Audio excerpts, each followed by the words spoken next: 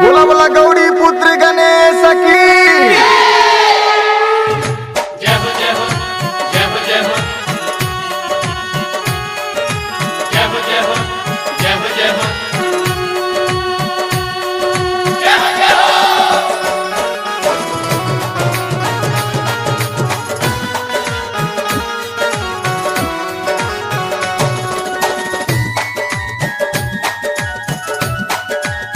अखन अपने सब सुन रहल छी एएसएम प्रोडक्शन के शानदार प्रस्तुति।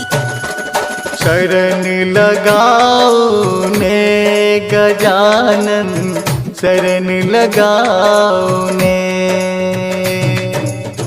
जन्म जन्म सा अहि के से बुलाओ जन्म जन्म सा अहि के से बुलाओ आस पुराबो ने गजानन शरण लगाओ ने शरण लगाओ ने गजानन शरण लगाओ ने आस पुरावो ने गजानन आस पुरावो ने।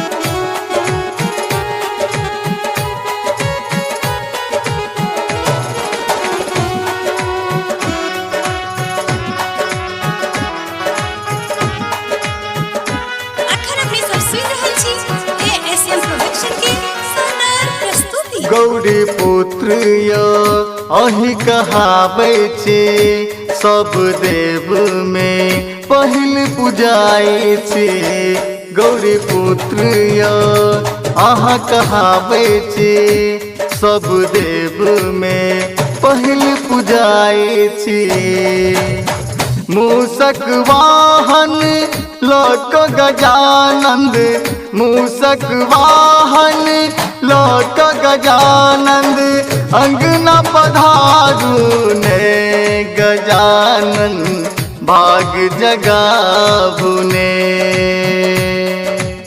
भाग जगाबू ने गजानन शरण लगाबू ने।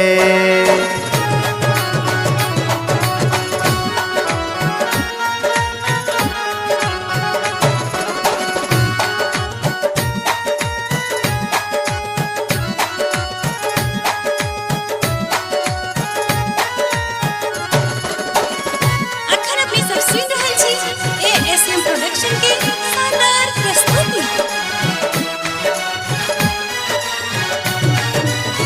चरण पखारे ले जल लोने छी भोग लगाबै ले लड्डू लोने छी चरण पखारे ले जल लोने छी भोग लगाबै ले लड्डू लोने छी आसन वासन घर सजेलौं आसन वासन घर सजेलौं अब का पधारू ने गजानन भाग जगाबू ने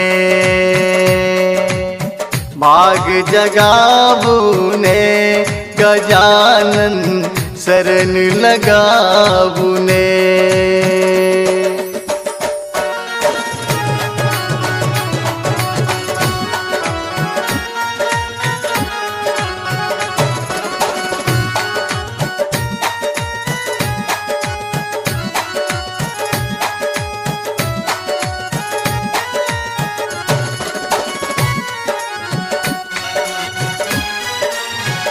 अखन अपने सब सुन रहल छी एएसएम प्रोडक्शन के शानदार प्रस्तुति। रिद्धि सिद्धि के अहि दाता छी नवीन पुजारी के भाग्य विधाता छी रिद्धि सिद्धि के अहि दाता छी नवीन पुजारी के भाग्य विधाता छी अरुण सागर अहि के रे आगर अरुण सागर अहि के रे आगर भाग जगाबू ने गजानन चरण लगाबुने भाग जगाबुने गजानन शरण लगाबुने।